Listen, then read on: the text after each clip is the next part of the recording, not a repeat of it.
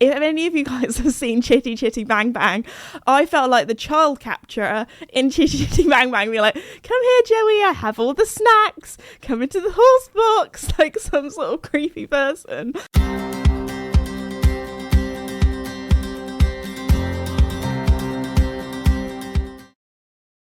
Hello, everybody, and welcome back to my podcast, Esme's Country Life.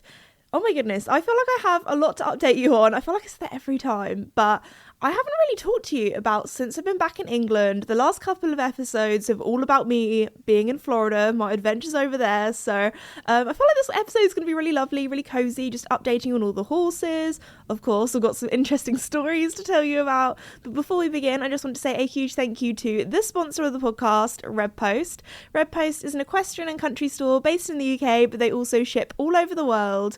Also, I've recently been bathing all of the horses. It's that time of year now. The sun has come out. It's now spring. So it's time for the horses' spring bath time. But one thing that you don't want to do is not have enough shampoo. So if you need to stock up on shampoo, lotions and potions, all the other things to get your horses ready for the summer or the event season or the show season, whatever discipline you do, then be sure to head to redpostequestrian.co.uk. First off, I thought I would update you about all of the horses because I haven't talked about them in the podcast for a while and they're all doing really well. Let me start off with Joey first. So Joey was actually staying at my friend's house while I was away because it's just easier so he can stay and work and be exercised. So whenever I'm going away for like quite a long trip, then he goes over there. So he's actually got loads of like horsey pals and friends that he's made when he goes to my friend's yard. And it was actually so sad but so cute at the same time because when we took him home he started neighing to all of these horses and they were neighing back to him and he was like, see you later guys, I'll see you well actually he'll be seeing them pretty soon because I'm off to Kentucky again. Well again, I've never been to Kentucky. I'm off to the USA again. I'm off to Kentucky next week. Is it next week? Yes, it is next week. Oh my gosh, that's gone around so quickly. Anyway, sorry, back to UK stories. So yeah, that was very sad but cute. So it goes to show that, horses, they like making friends.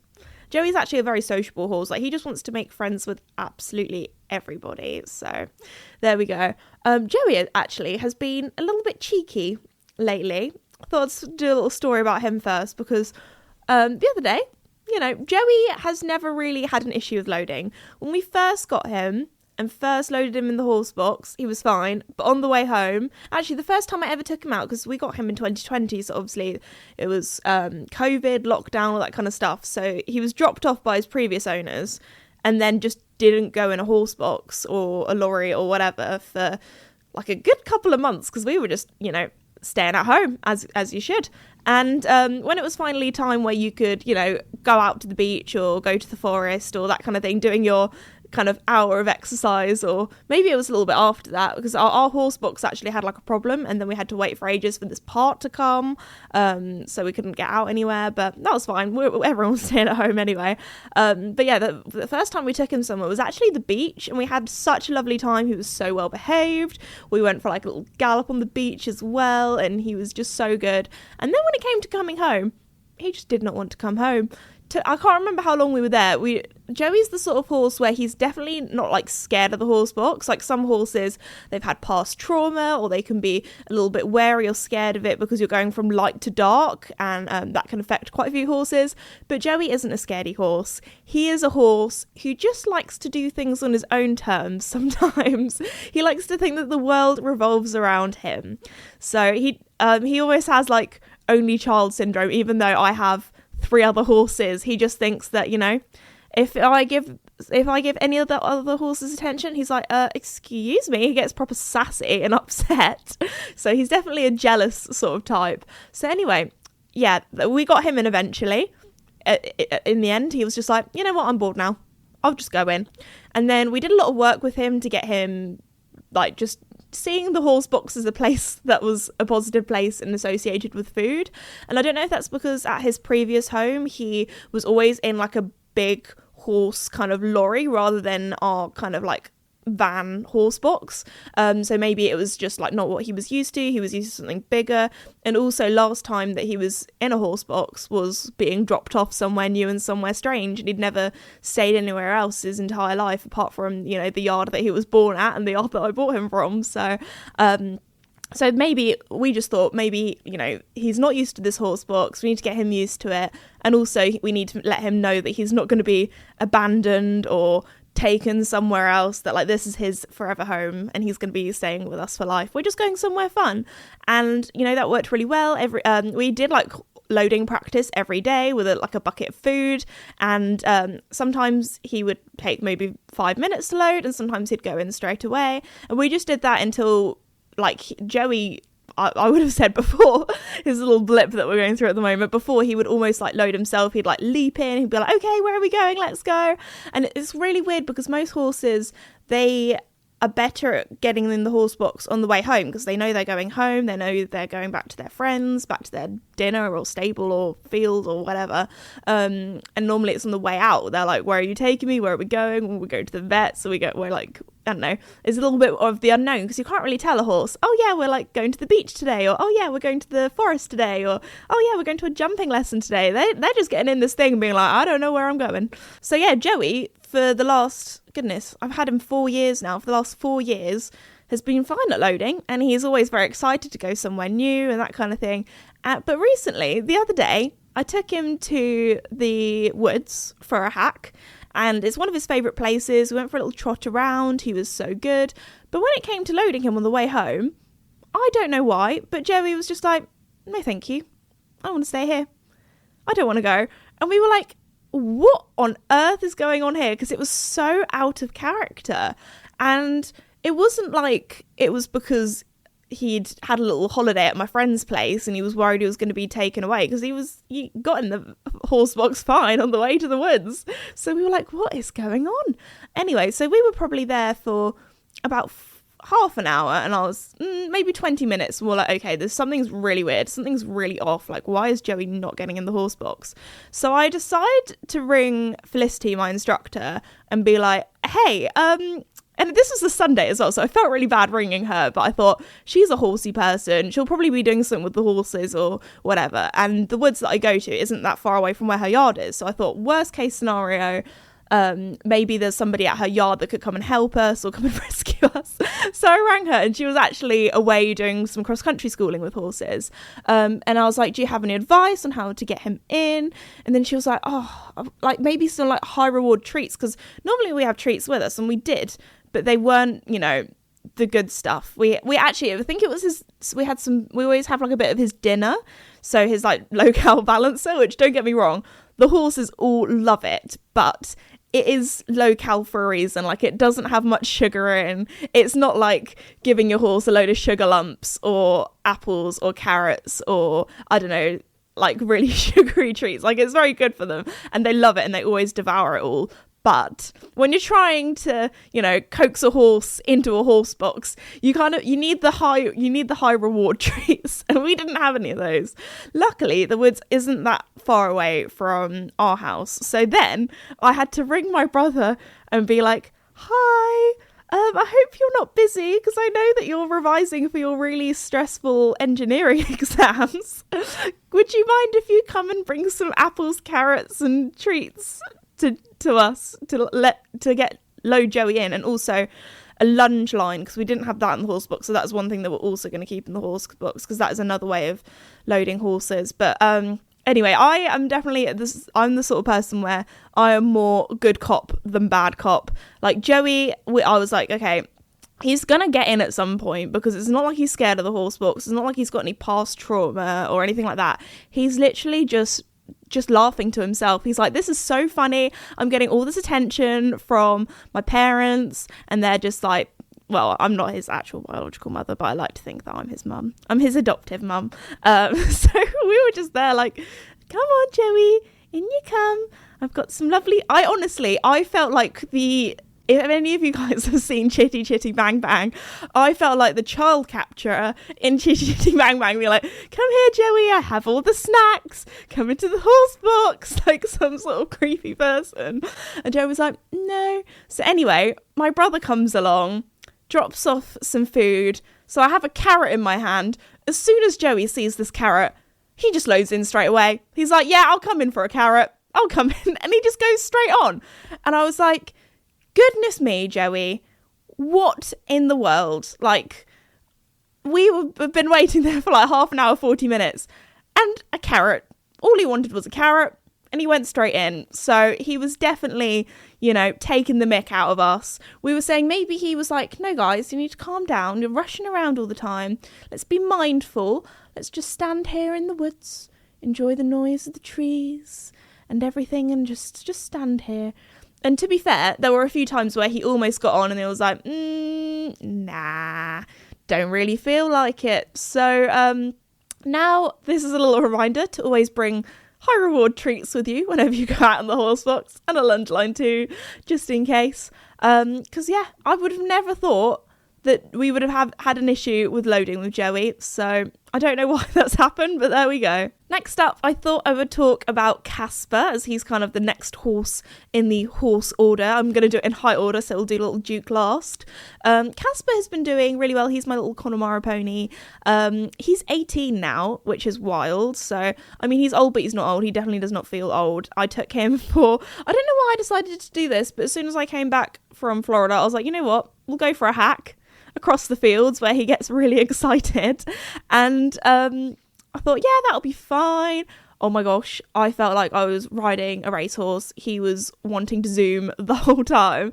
And there's this one like little hill that is actually a pretty good hill to canter up because it's quite steep. So by the time Casper gets to the top of it, he's like, okay, I'll slow down now. I'm done. That's like my energy out. So before I go up the hill, I was like, no, Casper, we can't go yet. You can only go like when I say, because if not, I don't want him to go through that gate and just be like, okay, time to bolt, time to go. And it isn't really the best to canter or gallop a horse in the same area on your local bridle path or fields every single time, because if not, they're going to anticipate it. Like, that is something do not do. But I've had Casper for over 10 years now, and he knows that this is one of the fields that we sometimes canter in, so he got really worked up, and I was like, this horse is going to explode if I don't get this energy out of him. So I was like, okay, let's go up this hill. And he was like a rocket. He was so excited, so pumped up.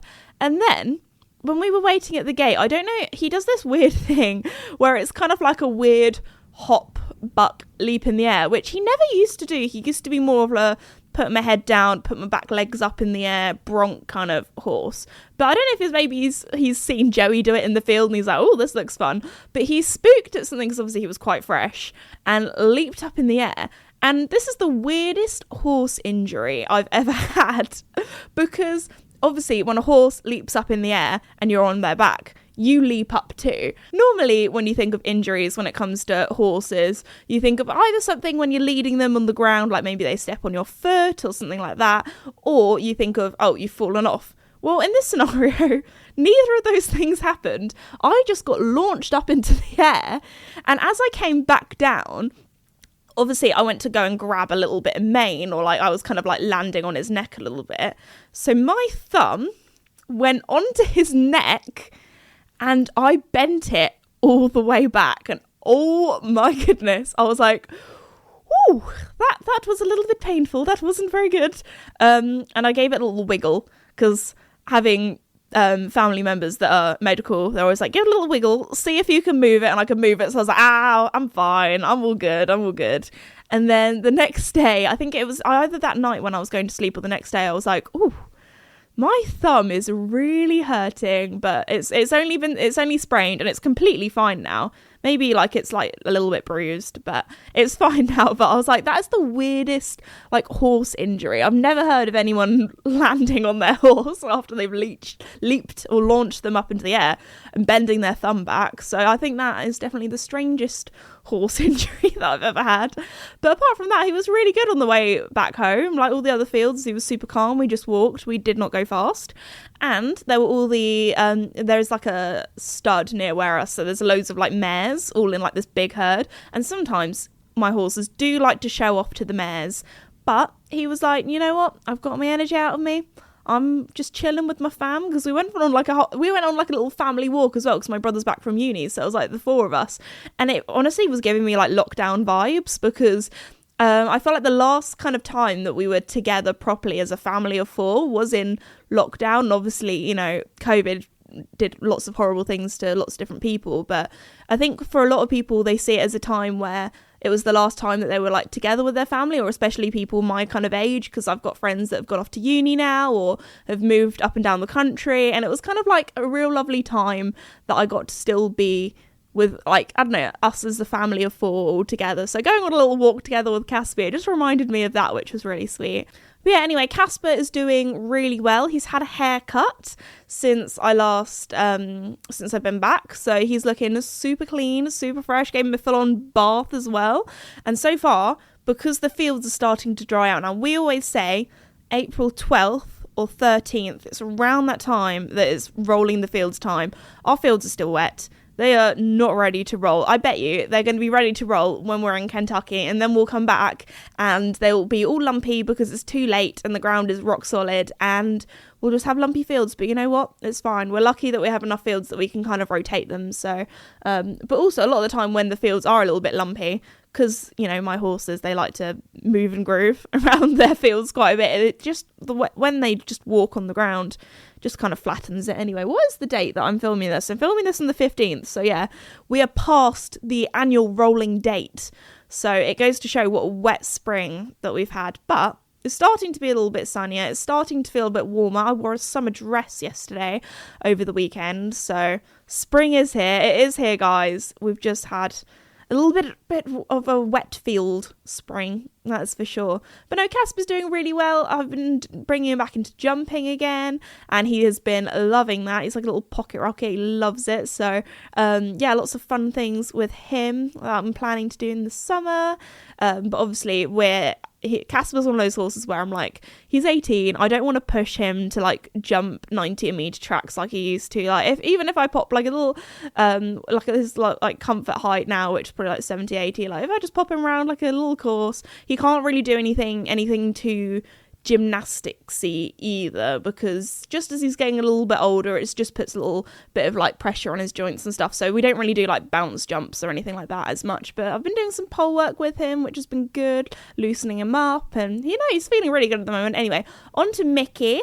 Mickey has been doing well. Actually, he's had a little bit of a cloudy eye recently, so we've got some eye drops and everything, so we've been fixing that. But I think it's probably just where he's been rolling around in the mud, probably got a bit of dirt in it or something. Like him and Duke, they're always up to some antics.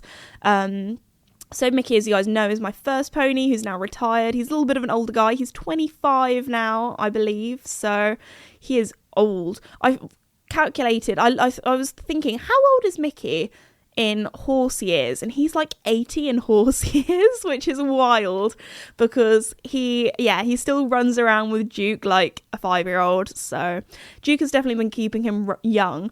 So much so, actually, I've got a funny story. So Mickey and Duke, you guys know, when the fields are a little bit wet, we sometimes put them in the arena because they love going in there, zooming around, playing. And Mickey and Duke decided, you know what's going to be really fun? We're going to do this like rearing competition of who can rear the highest. Now, obviously, Mickey is 13 hands, Duke is like 10 hands, so Mickey is quite a bit taller. And Mickey thought, oh, I'll rear up as high as I can, which Mickey isn't normally a rearing kind of person. Don't know where this has come from, but anyway, it's their new little game that they've been playing. So Mickey decided to rear all the way up, and then Duke decided, you know what, I'm gonna like try and like play bite him or whatever while Mickey was up, and Mickey kind of went to dodge it but failed and rolled back on his back. And obviously I'm there like, oh my gosh, you are old, please do not hurt yourself. Now this is the funny part, because I didn't realise how self-aware horses were, or that horses could get embarrassed, because as Mickey kind of rolled, like, you know, he flipped onto his back, luckily this was in the arena so it was all soft sand and everything, he kind of did like a little look around to see if anybody kind of looked or saw that he fell over, and he looked a little bit embarrassed, and then he started rolling. He styled out his fall into a roll, and I was like, oh my gosh, that is so funny, because I just wouldn't have expected that, like, that horses could get embarrassed or could get, you know, worried that other people would be like, oh gosh, you see him over there, he's gone and fallen over. And I was thinking to myself, maybe it's because they get embarrassed, or maybe it's like a survival instinct, because they don't want to look like the weaker horse in a herd, or like a horse that's, I don't know, fallen over, because the predators would be like, see that one over there, that doofus, he's gone and fallen over, that's the one that we should go and get, not those other ones that, you know, can run away, that one that's fallen over, yeah, him, that idiot, let's go for him. So maybe he was like, oh no, just rolling. This is some sort of weird survival tactic. But anyway, I want to hope or wish that it was him just being embarrassed, because I find that so funny that horses can be embarrassed. I mean, Joey gets frustrated with himself if he knocks a pole. He sometimes does a little buck afterwards. He's like, oh goodness, I got to knocked it down. Well, I'm so stupid, like that kind of thing. And I find that quite funny. But to be fair, sometimes it's my bad riding. It's like, girl, why did we knock that down? That's your fault. So next up we have Duke. So actually all the horses, they had their teeth done recently. If you didn't know, horses have to see the horse dentist either every 6 months or every year. Most of my horses only need them done every year now because they're a little bit older. But if you have horses that are a little bit younger, maybe 5, 6, they need to be done a little bit more regularly. Or if your horses have teeth issues, obviously each horse is different. So yeah, most of mine only need to be done once a year. And Duke had he's had his teeth looked at before because he is, 3 now? And he's been going through like a little phase where he's been losing his baby teeth. He's been teething quite a lot. So he's been given lots of different nicknames by my family members because he's going through a little bit of a difficult phase at the moment. He's going through a little bit of a I just want to chill and everything phase, which isn't the best. But anyway, so he lost one of his baby teeth when the dentist came, and it's so small and so cute, and I don't know if it's really weird if I keep his baby teeth. Like, what if I have someone around and they're like, what's that, like, where do we keep them? I think at the moment this is probably really odd, but we have a few of the horses' teeths just in our mud room under the sink cupboard. And we're like, that's very random. Let me know if you also keep your horse's teeth, because I don't know if that's really creepy or like some sort of like you've got a weird relationship with your horse. You've got like some little shrine to its teeth. Like I just don't know what to do. It feels weird to throw it in the bin. Like, that is part of my horse. I mean, to be fair, when your horse gets its hooves trimmed, that just, gets swept up into the muck pile. Or, when they have their, like, chestnuts. Or my dad always calls them chuggernuts. And I don't know why. I think it's because he forgot that they were called chestnuts. And he just started calling them chuggernuts. So now I call them chuggernuts as well, even though that's not the right word. Excuse me, did you just make noise while I'm trying to film my podcast? Oh, it's your headphones that you've dropped. Lovely. Anyway, back to the chuggernuts. Sorry for the little disruption there. Yeah, so if you don't know what chestnuts are on a horse, basically, if you look at their legs, there's this little, I don't know how, crusty is a really disgusting word, but there's like this little crusty bit where it's kind of like made of keratin, obviously like fingernails. And I think it's where horses have evolved, and it's like their thumbnail kind of thing, I'm pretty sure, or like a part of their nail. So, because horses technically like walk on their middle finger, I'm pretty sure. Anyway, which is kind of weird when you think about it, the way they've evolved. But anyway, so it's like this little bit of keratin, and Mickey gets really, really like long ones. So they're I think maybe like 3 or 4 inches is the longest that they've got, because I don't know, I think he does have he's got his like skin condition and things where I think he just has like an overproduction of keratin, because he does like get quite scabby and scaly and dandruffy. So obviously we have all the special medical washes and creams that we use in his legs to make sure that he's comfortable and happy. But yeah, his chestnuts, I feel like they could win some world records because, and then it gets to the stage where like, okay, we need to peel it off. But obviously you don't want to peel off the chestnuts when they're still kind of attached to them because you don't want to make your horse bleed or whatever. So you have to kind of just, you just have to like kind of twist them every now and again and wait for them to drop off, or if you can, peel them off yourself as long as it's not going to hurt the horse. But this is so weird, but that's my dad's favourite thing to do. Like, whenever he's looking at me like, oh my gosh, don't expose me like I'm some sort of weirdo. But whenever I'm grooming the horses, like, he likes to, like, he does this thing, like, I don't know if this is such a dad thing or not. Like, you know, there's like that joke that whenever dads don't like pet or like cuddle dogs, they give them like a little pat on their belly. I feel like that's the dad thing, but with horses. Like, my dad goes along and he always like just feels their ribs. He's like, how fat are you? How much meat is on your bones? Do I need to feed you up a little bit? He's like that witch in Hansel and Gretel where the kids have to put their fingers out and feel how fat they are or if they're ready to eat. And my dad's just there like feeling all the horses, being like, oh, you could lose a bit of weight, or oh, you could have a bit more dinner tonight. So, and he also does that thing where he's like, oh, what are the chuggernuts like? Do any of them need peeling off? To be fair, it is quite satisfying. I don't know I feel like horsey people are going to totally understand what I mean by the satisfaction of peeling off a chestnut. But if you're not horsey, this sounds so weird. So anyway, there we go. I feel like we've just exposed ourselves, but I feel like that's just my whole podcast, really. So anyway, that is the update on all the horses. That is how they're doing.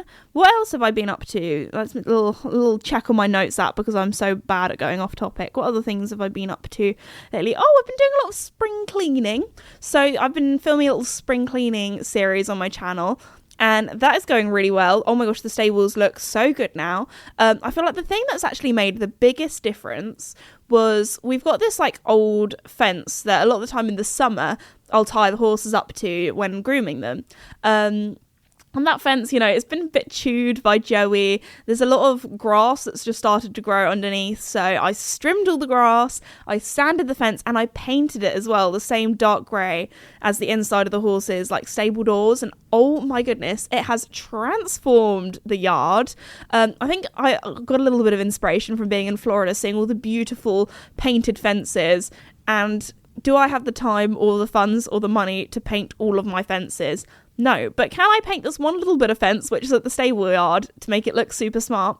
Yes, I can. So that's what I've done. And oh my goodness, every time I go up to the yard now, I'm like, wow, it's like a whole new yard. Like, I do this every spring. I do like a bit of a spring clean just to get ready for summer. And I just feel like, okay, we're in summer now. We're in the best part of the year. Like, all the mud is starting to go, and it just, it looks so good. It's just like, it's like the stables just look brand new. It's like a full-on refresh. So I also need to try and put some hanging baskets up again, because we've done that the last couple of years ever since we did the first stable renovation, and it always just makes them look so pretty, especially as the stables are grey, so it just adds a little pop of colour as well. However, we have decided we are going to probably do one less hanging basket this year, because we've got this one which is outside Duke's stable, and as the way my stables kind of are, there's a bit of a slope down where Duke's stable is, which is good because when you're sweeping the yard, you can sweep all the water down it and down into the drain. But the bad thing is, because there's a little bit of a slope, this hanging basket is a little bit lower, and I don't know what it is, it's almost like it's invisible, because the height that it is, you just don't see it when you come out of Duke's stable. And the amount of times that all of us have hit our head on that hanging basket. So this summer, I'm like, sorry, it's going to look a little bit unsymmetrical because there's going to be one missing, but I feel like our brain cells is probably more important than how pretty the yard looks. So yeah, that is the plan.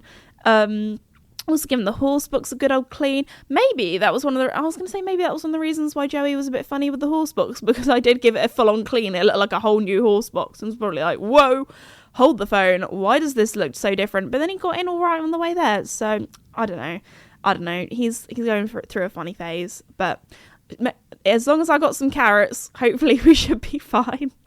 Do you know, maybe that was like Joey's weird way of like bargaining. He was like holding us hostage at the woods, being like, no, you cannot leave only if you bring the carrots. So there we go.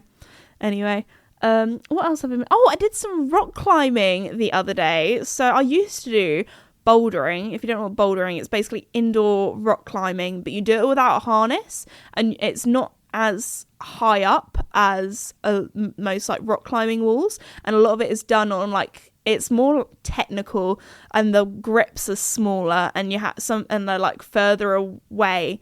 Obviously, you know, there's different levels. There are easier ones and harder ones. Now, I haven't done bouldering for about 2 years, and I used to go with my some of my friends that used to go to a university not too far away. But to be fair, it was like an hour drive almost to get there, just under. But there's a new rock climbing place that's not as far away from where I live. So I thought, you know what, me and my friend were like, we'll go there. You never know who you might meet or who you might see there. We'll maybe make some friends. We decided to go. And oh my goodness, when I tell you, I have never ached or hurt so much after doing any physical exercise in my entire life. So I do my little personal training sessions with my trainer D, and she makes me do like all these kind of things, all this kind of stuff, and I ache the next day. But when I tell you, the pain that I was in after doing bouldering, I couldn't even open a door. Like, I could not open my car door without using like both hands because I was that weak. I felt like I had jellyfish arms. I was done. I was like KO'd. I couldn't do anything. Like, just like little things like opening a cupboard door, which every day you'd take for granted. But I was like, oh my gosh, I'm in so much pain just from opening a drawer or like picking out my phone. I was just like, this is not normal. You know, I think it's like, you know, when you do weightlifting and stuff, you kind of break your muscles for them to build up stronger. I felt like every muscle in my entire body had been broken, because when you're doing it, but even if you're only like a foot up in the air, you want to hold on for dear life because you don't want to fall. You know, that's the aim of the thing. Even there's this one room called the Cave, which I feel like every bouldering place, they have a place called the Cave, where it's not actually like high at all. You're maybe max half a meter up in the air, but you kind of like go across the rock climbing wall rather than up or down. And also, if you are a bouldering expert, and I'm using the wrong terminology, I'm very, very sorry, or a rock climbing expert. But anyway, I used to do it all the time, and I just haven't for ages, and I forgot how much of a workout it is. So the time slot that we were given, it was like, oh yeah, you can come for as long as you want in between like this 4-hour period. And I was telling my friend, I was like, I don't think we're going to last 2 hours, let alone 4, because the old place I used to go to was a 2-hour time slot.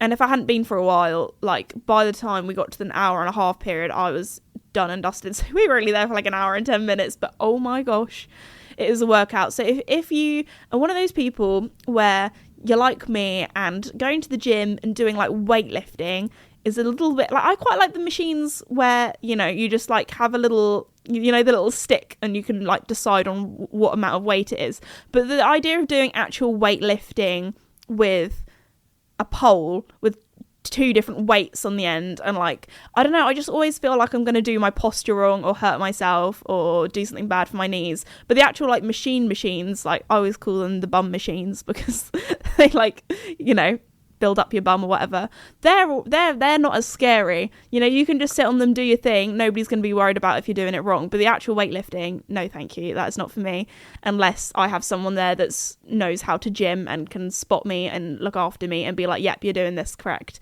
Anyway, if you want to do an activity that's not going to the gym because you find going to the gym boring, which I can't lie, sometimes going to the gym it is dull, so I do like to, you know, listen to some groovy tunes and stuff like that, go rock climbing. Maybe I'll inspire some people to go rock climbing or bouldering, because my goodness, it is the workout of a century. You use everything. You use your core, you use your legs, you use your arms. It's not, I wouldn't really say it's much like cardio wise, but if you want to like build up your muscles, oh my gosh, yeah, and you will be in pain the next day. Maybe it's just me. I'm one of those people that I will push it. I will, you know, I'm quite competitive. I'm like, okay, on to the next level. I want to do the harder one. I want to do the more difficult one. I want to do it. And also with rock climbing, like, you do just want to hold on for dear life. Even if, like, if you were doing normal weightlifting, you'll be like, okay, I need a rest. Or, okay, I'm going to give up now. But with that, you can't give up. Even if you're 30 centimeters off the ground, you're like, no, I will not fall onto the crash mats. I will hold on for dear life. So we both had a lot of fun doing that. We were like, okay, we might need to have like a few weeks off just to recover because we were both aching so much. But it was a lot of fun. It was a lot of fun. Something else fun that I've done since I've been back in England again is I have done some mounted games, and it's one of those things that I used to absolutely love when I was younger.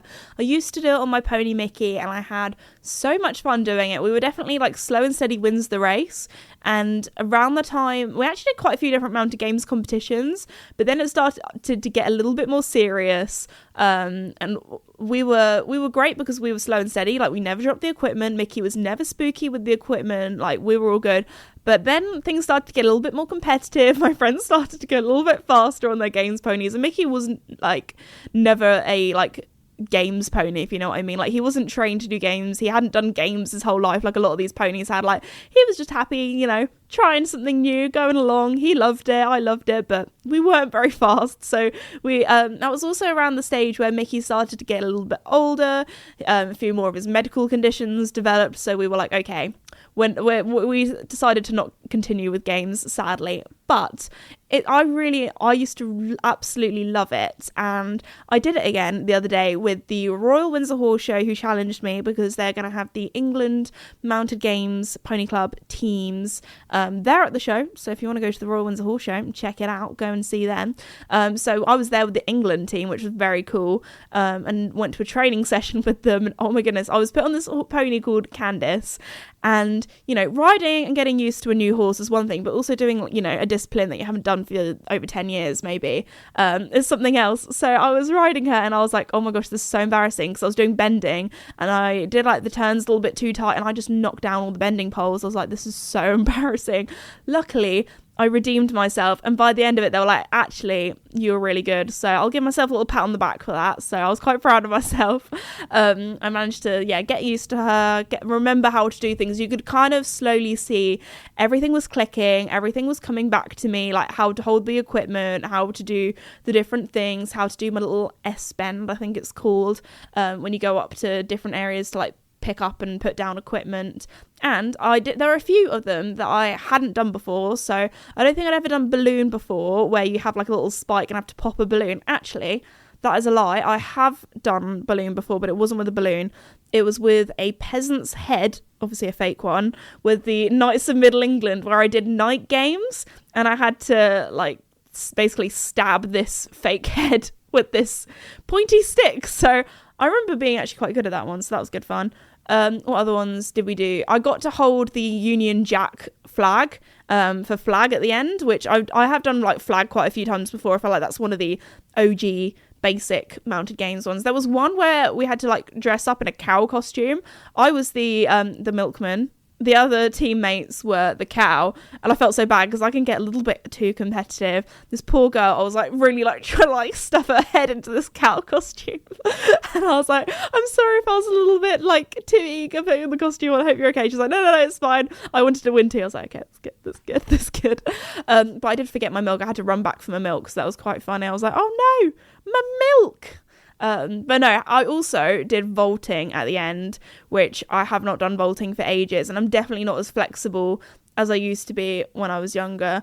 The thing that I just needed to do was just to be able to lift my legs up a little bit higher. I feel like when you watch back the footage, I actually did quite a good jump, but I just did not lift my leg up quite enough. I wanted to get on like, I don't know, front ways, which isn't really the correct way, but I did manage to do it. It was not good, it was not brilliant at all, but I managed to get on while vaulting, so there we go. And Candice, the pony that I was riding, she was awesome. She looked after me so well, and she put up with all of my antics as well, like trying to vault on her, and when I had to go back because I dropped equipment and things like that. She was so good. So yeah, thank you to Candice's owner for very kindly letting me riding her. I had so much fun doing all the games. So if you would like to watch that video, it is now up on YouTube. So if you want to see me almost fall flat on my face when I do vaulting. So there we go.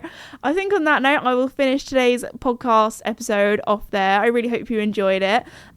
Also, a huge thank you to Red Post for sponsoring the podcast. Go and check them out if you need to pick up anything's ready for the spring summer season ahead.